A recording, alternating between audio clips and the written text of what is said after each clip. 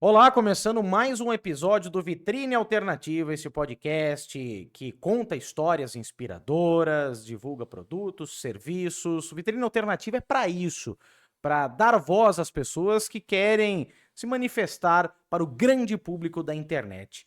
E hoje, eu tenho certeza que vai ser um episódio do Vitrine Alternativa inspirador e uma história muito forte também que nós vamos contar aqui, e principalmente uma história de superação, de quem hoje ajuda muita gente em relação à questão da dependência química. Nós estamos recebendo aqui nos nossos estúdios o doutor em psicanálise, psicoterapeuta, neurocientista, conselheiro em dependência química e álcool, atuando na área de dependência química há 18 anos. Leonardo Magueta aqui com a gente. Leonardo, tudo bem? Prazer ter você aqui. Muito obrigado por aceitar o nosso convite, estar aqui no Vitrine Alternativa para contar um pouco do seu trabalho, mas especialmente também da sua história. Tudo bem, Leonardo? Beleza. Boa noite. Pedir para você se aproximar um pouquinho mais. Aí, para o som ficar legal. Boa noite, Isso. André.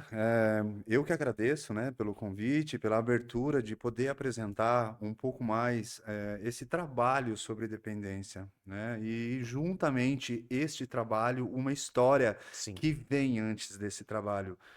Eu costumo dizer, André, que tratar a dependência é algo muito profundo e muito complexo e muito além do que as pessoas possam imaginar. Sim. As pessoas acreditam que o problema exclusivo é a droga, é o álcool. Isso daí é o menor do problema. Uhum. E com a minha experiência, vai ajudar muito esse processo de tratamento, porque daí vem a experiência, a parte técnica, né, a parte científica, os Uhum. conhecimentos, juntando todo este processo, favorece muito mais um tratamento. Então, é, eu tenho certeza que hoje a gente vai poder falar um pouco mais disso de uma maneira aberta, Uhum. quebrando alguns paradigmas, alguns termos pejorativos que é usado. Sim, Ah, importante. dependente químico é fraco, não tem força de vontade, é sem vergonhice. Não, isso daí é uma frase antiga, são colocações errôneas sobre Uhum. essa situação. E quando a pessoa entende, fica muito mais claro o que é tratar a dependência. Porque quando a gente fala do Leonardo Magueta, especialista aí em psicanálise, principalmente na parte de atendimento a pessoas com dependência química, doutor em Exatamente. psicanálise, Isso, psicoterapeuta, isso. não conhece a história do Leonardo lá atrás. Conta um pouquinho pra gente, Leonardo. Bom, vamos lá, André. Eu sou um dependente sem o uso de drogas há 16 anos. E eu tenho uma história muito profunda com a dependência. Eu começo muito jovem, em torno dos 12, 13 anos de idade, conhecendo cannabis, álcool, que é a porta de entrada praticamente de todas elas. E com o tempo isso vai evoluindo. Eu sou um cara que eu brinco que são poucas as drogas que eu não experimentei. Uhum.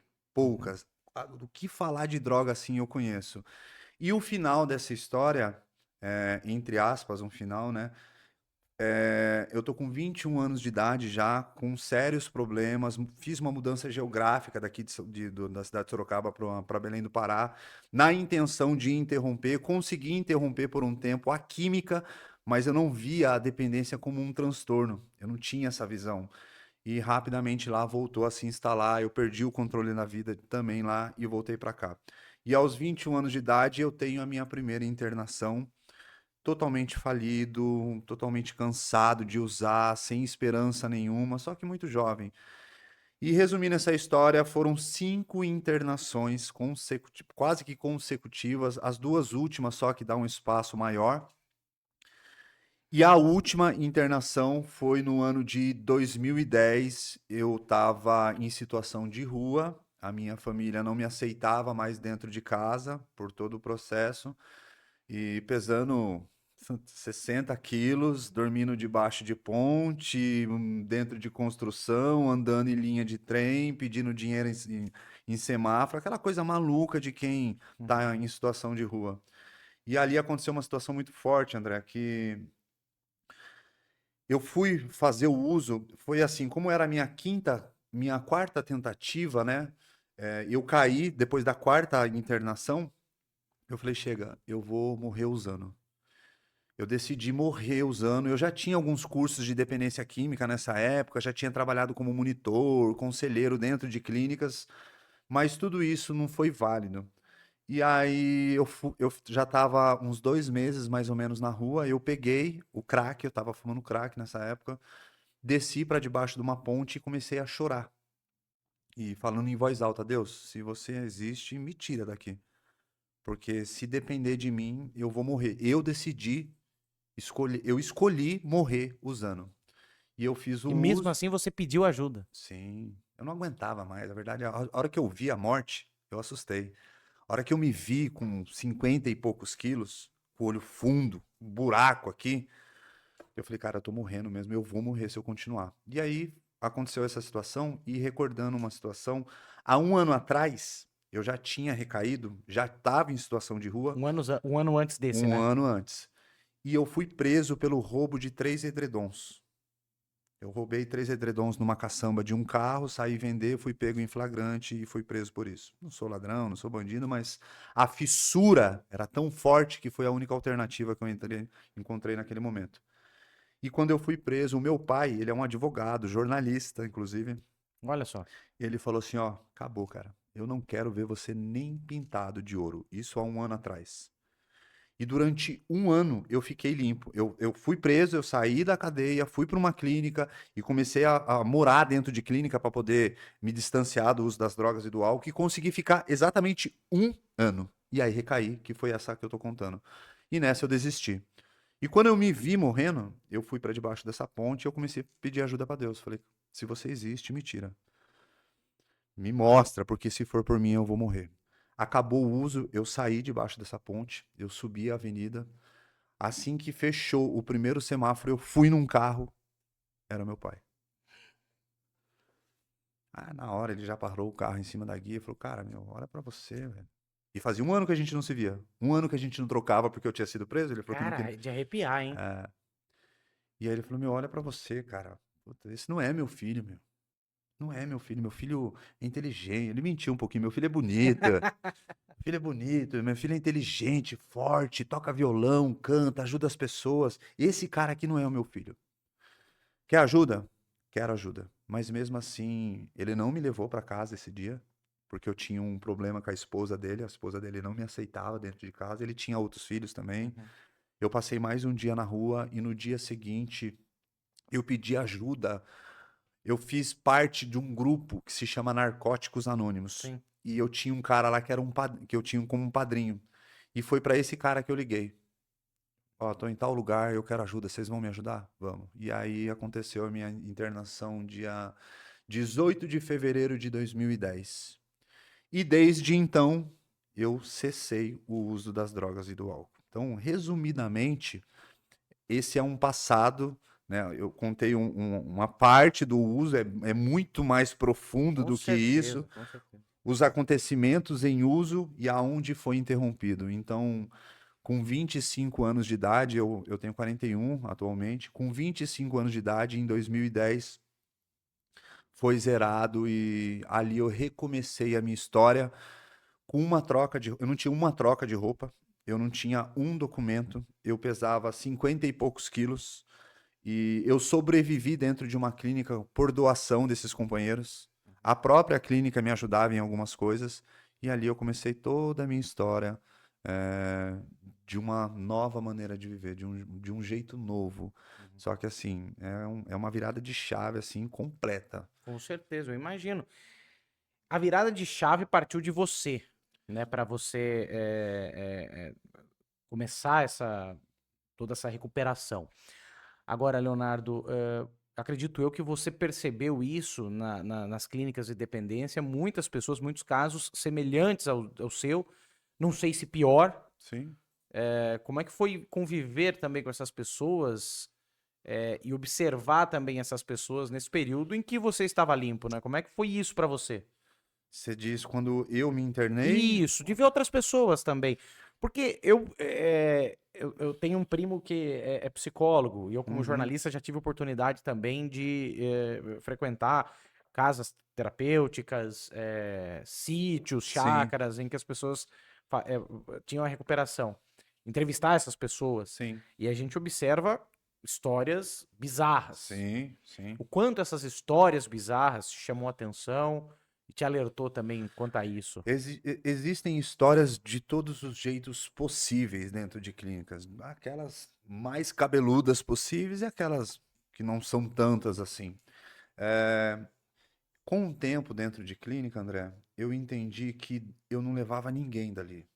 Eu só levava eu mesmo. Eu até olhava para alguns casos para poder entender alguns pontos, algumas coisas sobre a dependência, ou pessoas que já tinham tido outras internações para poder me ajudar no meu processo, isso Uhum. sim. Mas eu cheguei num nível de dependência muito forte, né? Muito forte. A gente costuma dizer que a dependência é a doença do ainda. Ah, você não foi pra rua ainda. Você não foi preso ainda. E eu fui indo, e foi acontecendo coisas assim que, meu Deus do céu, cara. Eu falei, como assim? Né? Fui preso, morei na rua. E eu Você venho de. brincou aqui até antes da entrevista que você só não morreu. Exatamente. Eu falo, eu brinco que até da morte eu consegui dar um jeito.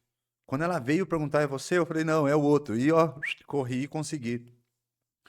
Mas essas experiências, elas ajudam na seguinte questão. Ali você fala de coisas que as outras pessoas também passaram. Então o julgamento não é tão grande, o acolhimento é maior, você se sente parte. Opa, peraí, eu não sou um ET. Existem outras pessoas que também estão passando por esse processo. Então, lá você tem o que deve fazer e também o que não deve. O que você pode aprender e também o que você vai descartar. Tá. Leonardo, você hoje tem o seu trabalho, a gente já vai entrar nessa parte da Ótimo. psicanálise, que é muito importante também, eu quero ouvir, evidentemente, Uhum. mas hoje contar também dessa sua recuperação, que hoje você é pai, Exato. tem uma esposa, uma companheira, tem um trabalho, Exato. fala um pouco de hoje como é o Leonardo depois de tudo isso, né? Até Eu, pra mostrar como exemplo da sua história, né? tá, eu, Pra quem passou perto da morte, como está hoje, né? quando a pessoa entender, André, que se tratar de dependência não é só interromper o uso da droga, ela vai se tornar um ser humano muito melhor de uma forma que nem ela imagina. Então eu vou te contar alguns pontos. Antes da droga, eu fui formada, a minha personalidade, eu venho de pais separados, fiquei sem a presença materna, morei com tia, morei com vó, e tudo isso foi criando rejeição, abandono, desamor. Eu tinha um padrão de vitimismo muito forte. Coitado de mim, por que que a minha vida é assim? Poxa, por que que todos os meus primos têm pai e mãe e eu não tenho?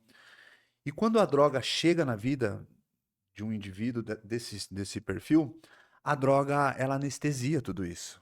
A droga, ela é uma válvula de escape, a droga é um alívio imediato.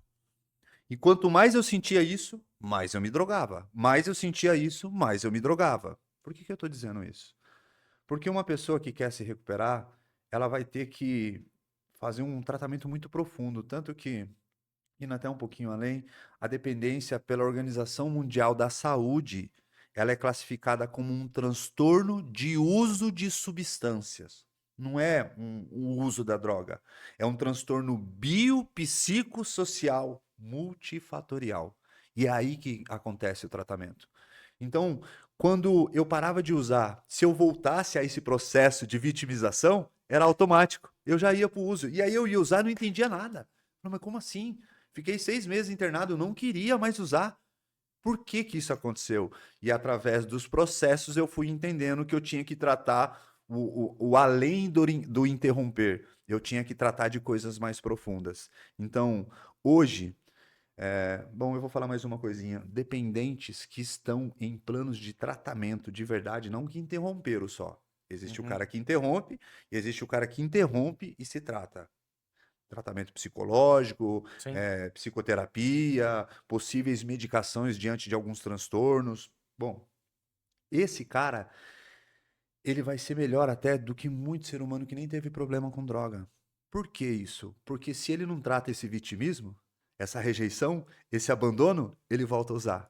E se ele volta a usar, ele tem uma predisposição por detrás disso. Ele perde o controle da vida dele. Ele é forçado a uma mudança. Ele é forçado a uma transformação para que ele possa obter uma qualidade de vida. E isso é fantástico. Então, da desgraça que a dependência foi um dia, se tornou uma graça. Porque você se liberta não só da droga, você se liberta das prisões internas. E, de novo, isso é só uma parte do processo. E hoje eu sou pai, provedor da minha casa, um ótimo profissional, atuo em 3 clínicas, atualmente eu estou em 3 clínicas como palestrante, faço atendimento online, faço atendimento presencial, tenho o meu consultório, atendo fora do Brasil. Olha só. Só para você ter uma noção, eu tenho paciente nos Estados Unidos, no Japão, eu tenho paciente em Portugal. Enfim, eu sou um cara completamente diferente. Então, o orgulho de eu olhar para quem eu me tornei devido à dependência não está escrito. É fora do comum. Porque você cria habilidades, você fica mais sensível na seguinte questão. André, eu conheci de perto o que é viver aprisionado. O que é falar, meu, eu não posso fazer isso e faz. O que é falar, não, não dá, meu, e eu faço. Então, a sensação da liberdade hoje é maior. Eu senti o que é a dor na alma de estar dentro de construção, em linha de trem escuro, sozinho, paranoico, e aquela dor insuportável. Hoje, a sensação do amor é fantástica. Porque você sabe, tem uma frase que diz que só se conhece a luz quem passou pela escuridão. Uhum. Porque você sentiu na alma cada situação. É muito interessante, Leonardo, porque eu tive a oportunidade de estudar filosofia um pouco também, né, filosofia do autoconhecimento, Sim. e a gente fala muito da questão dentro da filosofia, a gente tá no mundo dual, que para conhecer, parafraseando você, para conhecer o nosso lado luz, você tem que conhecer o lado sombra. E Exatamente. no fundo a gente vai achar o equilíbrio. A gente vai navegar em determinados momentos entre os dois lados, mas você só vai achar o equilíbrio quando você for aos dois extremos. Exatamente. Da euforia à tristeza mais profunda. Aí Exatamente. você vai achar o equilíbrio do que é o Concordo. perfeito. E aí que entra o tratamento, no caso, para dependência química, porque você foi algo muito além da dependência química. Exato. É algo que é a base, é a raiz que traz o problema. Sim. O quanto achar o equilíbrio entre os sentimentos é fundamental e o quanto a psicanálise, como psicoterapeuta, isso é importante. É fundamental. Tanto que eu entro nos estudos de psicanálise, de psicoterapia e de neurociência, na neuroplasticidade, para favorecer o primeiro curso que é do aconselhamento em dependência química. O aconselhamento em dependência química e álcool, ele é uma abordagem especializada para dependência. Lá você aprende que a dependência é um transtorno mental, né? Existem critérios para eu fazer essa avaliação. Todo mundo que usa droga tem esse transtorno? Tem, só que daí tem o transtorno leve, tem o transtorno moderado e tem o transtorno grave, que é o meu, e de muitos. O grave, ele tem uma profundidade muito maior. O leve, as pessoas, o que é um transtorno leve? É aquele que toma uma cervejinha de vez em quando. Isso é leve. O que é o moderado? É aquele que já usa com mais frequência, tanto álcool ou qualquer outra substância, possivelmente já pode até ter uma dependência orgânica, já trazendo alguns prejuízos. Pô, o cara fica de ressaca o final de semana, bebe o final de semana inteiro, fica de ressaca, na segunda ele não vai trabalhar. Sim. Isso Acaba já é um. impactando a vida, né? Exato, é o transtorno moderado. E o transtorno grave é a perda de controle total da vida. Tá. Todo mundo tem o transtorno de uso de substância grave? Não. É a minoria até. Vão ficar, muitos que foram leves vão para moderado. No moderado, alguns vão retornar a ser leve e alguns dos moderados vão se tornar grave. E isso precisa de um estudo. Então, no aconselhamento em dependência química, a gente conhece tudo sobre isso. Nós temos terapias lá que se chama treinamento de habilidade social. Eu vou ajudar a pessoa a falar não, a recusar a bebida, vou para ela aprender a falar sobre os sentimentos dela, ela iniciar uma conversação, eu vou fazer entrevista motivacional, eu vou trabalhar com estágios de motivação. Então é uma abordagem muito focada no transtorno. Com o tempo, eu comecei a entender que eu precisava mais.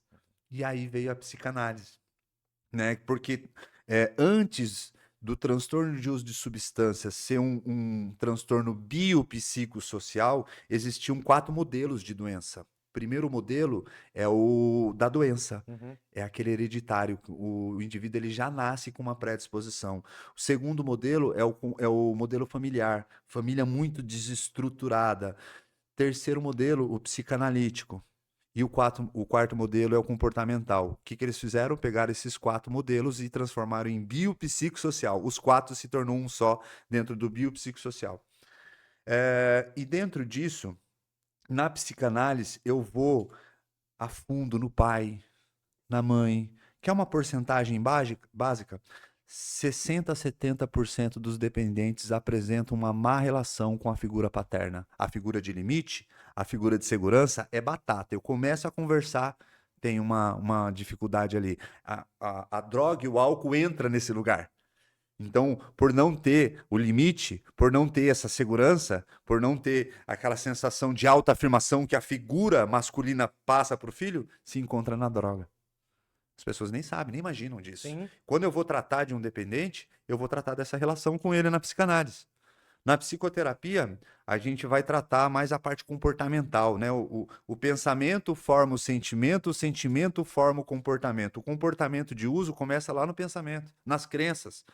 Então, como eu falei, vitimismo, rejeição, abandono, tem que tratar isso daí para mudar o comportamento. Isso que eu ia te perguntar, Leonardo, qual o principal fator? Você falou de 70%, né? E a figura 60%. Paterno de 60 a 70%. 60 a 70%. É o maior caso, são os casos mais frequentes de pessoas que começam a ter a dependência química. Quais são os casos mais frequentes que você identifica? Porque tem muita gente que tá passando por isso ou conhece alguém e não sabe como isso começou ou por onde começar o tratamento. Então, acho que é importante você esclarecer. Sim, é legal. É uma resposta muito complexa, André, porque pode existir fatores biológicos, pode existir fatores psicológicos, pode existir fatores sociais. Não exclusivamente todo dependente vai ter esse problema com a figura paterna, mas uma boa parte apresenta isso. Então, vou te contar algo mais profundo. Uma pessoa que tem algum tipo de transtorno mental, depressão, bipolaridade, ó, um clássico, TDAH. Cara, quando ele encontra a droga, ele encontra a solução da vida dele. Olha só, então por ter um transtorno, tem contato com a droga alivia isso. A depressão, ela é a queda de endorfina, né? Ela tem a causa muitos pensamentos negativos. Esses pensamentos deixam de produzir a endorfina. A endorfina é a alegria, a felicidade. Sim. Quando você usa uma carreira de cocaína, faz assim na endorfina. A pessoa volta. O TDAH, pensamento muito acelerado por causa da noradrenalina. Quando cheira a cocaína, o pensamento desacelera. O cara que é bipolar, ele tá ali em fase mania, né, com medo, inseguro, sempre desconfiado. Quando ele usa a maconha, alivia. Então, não tem uma coisa exata. De novo, o transtorno é encarado como biopsicossocial. Existem fatores que podem facilitar isso? Sim. Se a gente vê a família com muitas brigas envolvendo dentro de uma favela, tudo para dar em droga. Sim, com Concorda? certeza. Né? Se a gente vê um fator genético, biológico, disfunção em outros transtornos e tem aproximação com o uso, vai favorecer. Então, não uma coisa exata, mas alguns pontos a gente entende que se encaixam. De qualquer forma, 60%, 60 a 70% das pessoas têm essa relação com o pai, é um sinal de que falta estrutura familiar. Quando a gente fala, então, e até como jornalista é interessante eu saber essa parte técnica, porque muitas vezes a gente fala, a gente vai dar uma opinião, roubou, cometeu um crime, tá no mundo das drogas, falta estrutura familiar. Não estamos errados de falar isso. Não. É como eu te disse, não que seja um exclusivo. Sim, claro. Mas que isso tem uma ligação forte, fato. Eu tenho uma visão, pai e mãe é base, cara. Pai e mãe é base. Se pai e mãe não funciona e a pessoa já tem uma predisposição, tem tudo para dar errado com droga e álcool. Ou então pai e mãe é base. Por mais que não tenha predisposição, se a base não tá funcional, perigoso dar ruim. Quando o pai e a mãe vê o filho nas drogas, filho que rouba para comprar droga e fala, aonde é que eu errei? Exato. Em algum lugar ele errou. Exato. Os pais erraram. A gente chama isso de codependência. A codependência é o familiar que começa a adoecer pelo dependente. E o que começa a acontecer? O familiar, ele vai ficando confuso. ele vai ficando cheio de insegurança, ele vai ficando com medo, excesso de pensamentos a todo momento, assim como esse, se culpa. Aonde que eu errei? O que que eu fiz? E não tem erro de ninguém, não é isso. Até quando eu falo de pai e mãe, que pai ou mãe que acorda e fala assim: "Vou doar o meu pior para os meus filhos"? Nenhum, cara. Não existe, só a não ser que seja um psicopata. Uhum. Mas fora isso, não.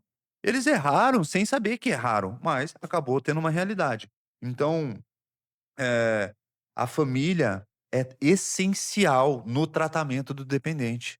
No aconselhamento, olha que interessante, na psicanálise, na psicoterapia, eu não faço atendimento familiar. Se eu atendo você, eu não atendo mais nenhum parente seu. Uhum. No aconselhamento, eu sou obrigado a atender o familiar. Porque se eu não ajudar o familiar a entender esse processo, a curar essas feridas ali, quando o dependente entra em tratamento, essas feridas do familiar acionam de novo a dependência. Tipo, o cara tá se recuperando, ele sai de casa, aí ele vai pra igreja, ele demora uns 5 minutinhos a mais, volta, a família já tá desesperada. Meu Deus, onde você estava? O que você estava fazendo? Porque ela tem uma ferida ali que ela passou várias vezes, né? E essa ferida dela, o dependente fala: "Pô, eu estava na igreja". Aí acontece uma, acontece chega uma hora o cara fala: "Ah, você quer saber? Tá desconfiando? Volta". Ele volta aos seus velhos padrões. Então, assim, a família é essencial no tratamento do dependente, não só pelo dependente. Família que não se trata, André, fica adoecida, sofre, morde uma corrente, porque fica com as feridas tudo aberto e começa a migrar para outras áreas da vida, com outros filhos, com outros parentes. "Oh, não, já vai me passar para trás", Uhum. porque existem feridas da dependência. E essas pessoas são chamadas de codependentes. E para fechar isso do codependente, o codependente, ele deixa de viver a vida dele para salvar a vida do dependente. Ele anula a vida dele para salvar o dependente. Aí é a codependência total. Cara, isso é um assunto muito profundo, porque não é só você tratar então do dependente, é tratar de todo um Exato, contexto, ao redor, né? exato. E faz isso toda a diferença. Agora, quantas pessoas, casos de pessoas que realmente procuraram ajuda, tiveram recaída, se essas recaídas são normais, ou é preciso um processo demorado, como o seu caso de 5 internações, Exato. de uma experiência de ser preso, de chegar no fundo do poço e cavar mais um pouco para ver se chegava Isso. mais no fundo, se é só assim que a pessoa vai sair. Como é que funciona na maioria dos casos, hein, Leonardo? Cara, ótima pergunta. É sensacional essa pergunta. Eu fiz uma live ontem falando sobre o processo com outro profissional da área. O tema da live era assim: dá para tratar um dependente mesmo ele usando as drogas? Porque a ideia antiga, André, é que precisa de abstinência total e ponto e acabou. E aí, tudo interna, tudo interna, tudo interna. Nem tudo é caso de internação. E dentro desse processo, a dependência, como, de novo, eu vou reforçar isso a todo momento para você, como um transtorno bio, outros transtornos, disfunções químicas no sistema de recompensa cerebral, tomada de decisão muito tempo alterada, não está funcionando, massa branca do cérebro diminuiu, psico, culpa, vergonha, medo, inseguranças, traumas, infância, pai, mãe, social, família, trabalho. Até fazer esses ajustes, leva um tempo. Então, quem acredita só em abstinência total, que o intuito é a abstinência total, mas quer só com a abstinência total, não dá certo. E o processo de o que que é uma recaída, André? Nós, os profissionais, classificamos a recaída quando o indivíduo para de usar, constrói um novo estilo de vida. E nesse novo estilo de vida, ele se permanece sem o uso. Passou um tempo, ele teve um deslize. Isso não é recaída, isso é lapso. Aí ele teve outro deslize, um novo lapso. Aí esse lapso começa a evoluir. O organismo volta a ficar dependente, começa a usar com mais frequência, o sistema social familiar começa a criar confusão, o psicológico do cara fica ruim e ele volta aos velhos padrões dele de uso. Isso é uma recaída. Inicialmente é volta ao uso ou lapso.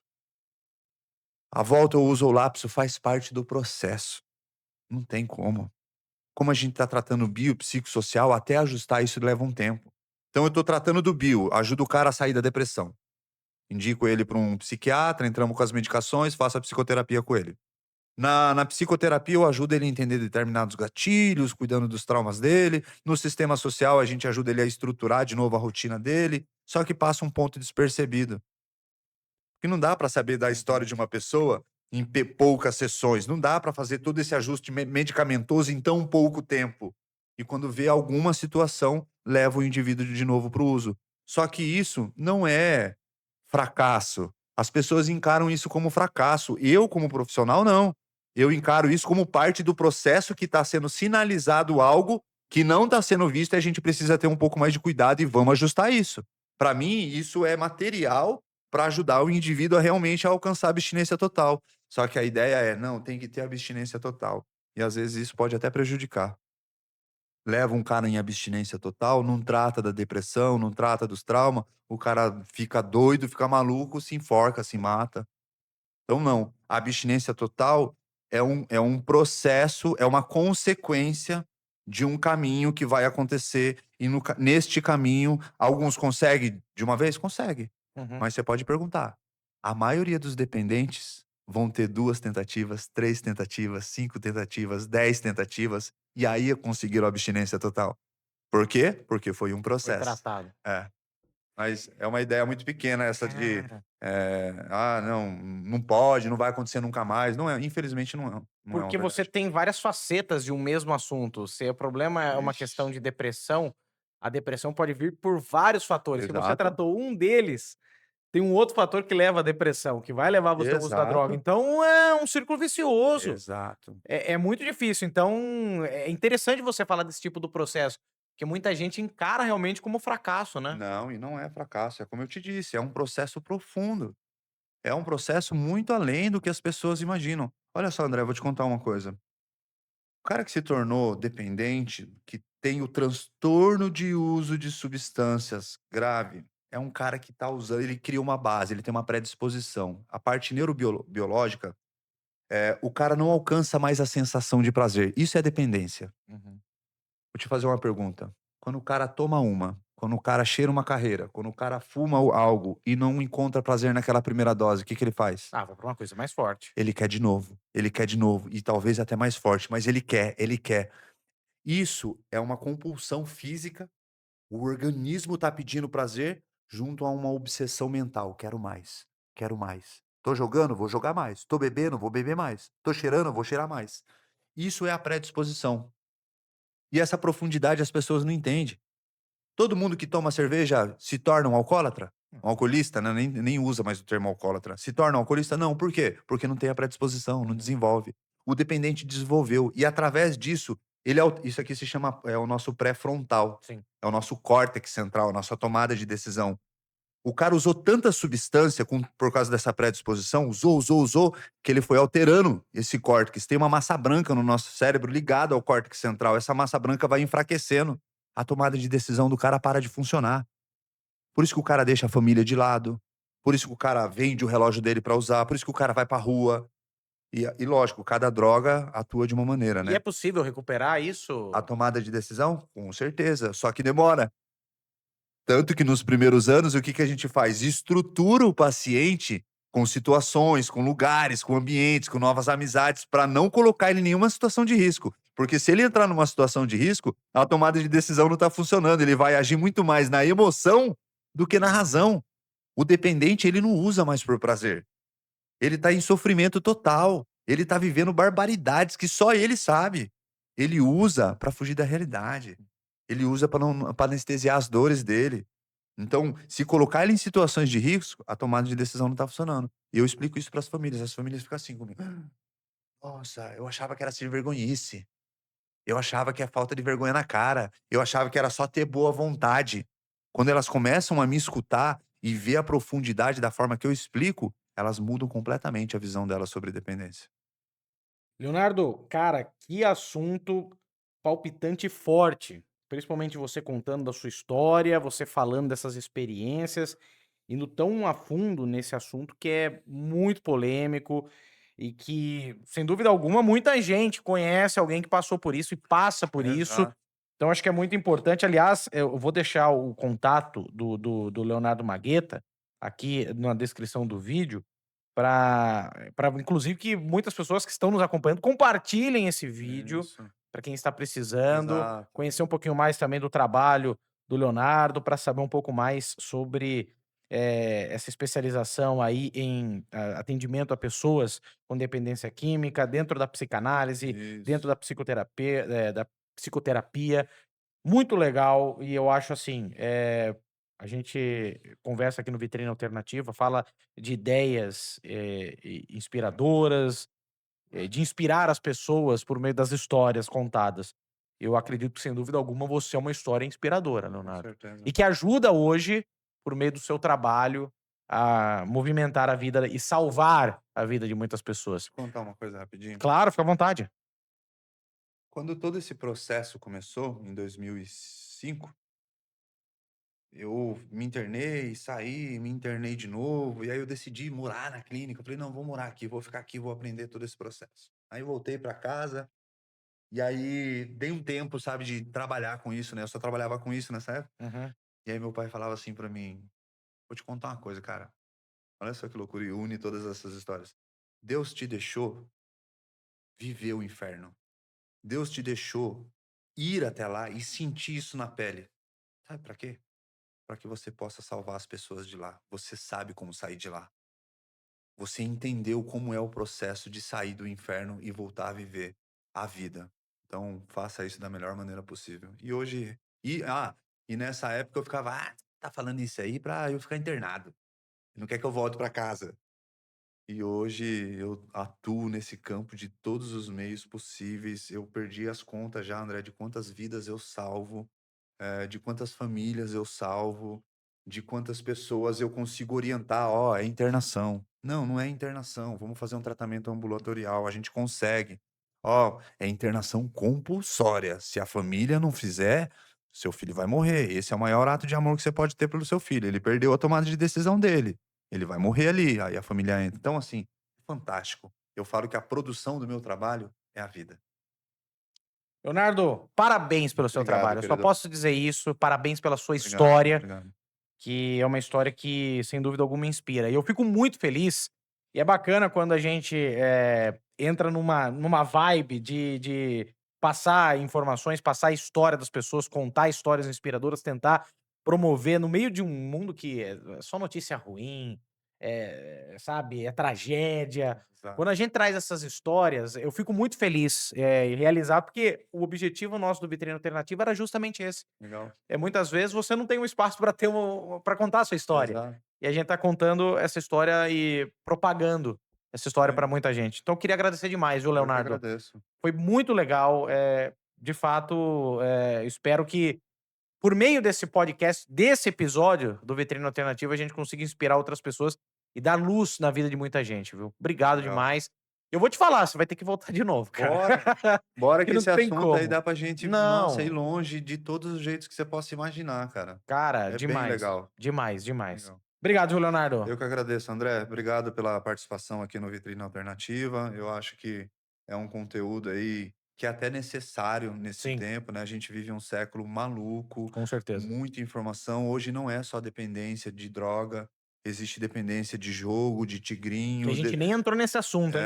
dependência de outras áreas. Então, é um tema que pode ajudar muitas pessoas, pode salvar não só a vida do dependente, salvar a vida do dependente e daquelas pessoas que estão ao redor. Com Obrigado mais certeza. uma vez. Imagina, eu que agradeço demais esse bate-papo com o Leonardo Magueta. Como eu disse, então, nós vamos deixar aqui na parte de baixo, na descrição do vídeo, todos os contatos do Leonardo para quem quiser, consultar, buscar mais informações, tirar dúvidas também. Leonardo, acredito, está à disposição, né, Leonardo, para Oh, com responder com certeza. fazer todos os esclarecimentos necessários em torno desse assunto. Eu queria aproveitar e já pedir para você também deixar o seu like. Você ainda não se inscreveu no nosso canal, no Central Podcast, vai lá, se inscreva. Toda semana tem uma novidade, tem um episódio do Vitrine Alternativa para justamente seguir com esse objetivo nosso, que é dar voz às pessoas para contarem histórias, histórias inspiradoras, mostrar o seu trabalho, um pouquinho de trabalhos que fazem a diferença. Esse é o nosso objetivo. Eu tenho certeza, mais uma vez, que a gente cumpriu muito bem. Obrigado, gente. Mais um episódio do Vitrine Alternativa ficando por aqui. Fique ligado. Como eu disse, toda semana tem novidade dentro do nosso canal Central Podcast. Se inscreve, deixa seu like, deixa seu joinha e participe com a gente também, deixando seu comentário, tá bom? Gente, obrigado. Até a próxima.